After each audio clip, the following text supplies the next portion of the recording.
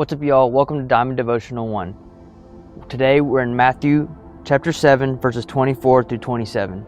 It's a parable about a wise man and a foolish man and building a house on a firm or a soft foundation. Let's go to first base and read the passage. Matthew 7, 24 through 27. Everyone then who hears these words of mine and does them will be like a wise man who built his house on the rock.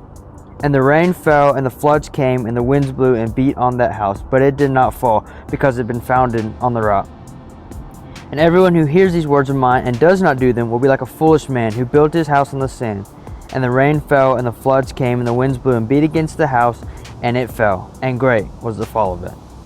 A firm foundation is one that is built on the words and the truth and the gospel.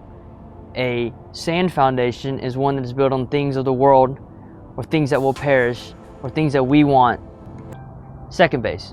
What does this passage say about God?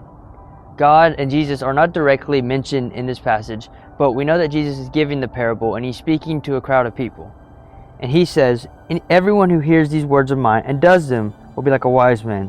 Also in verse 26, and everyone who hears these words of mine and does not do them will be like a foolish man.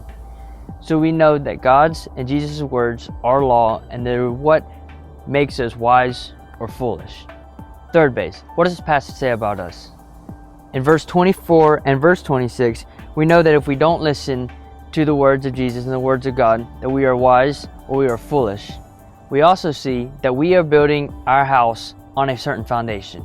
And our house is our life. What we stand for, what we live for, what we do every single day. Our foundation is what we put our trust in, and we will put all of us into.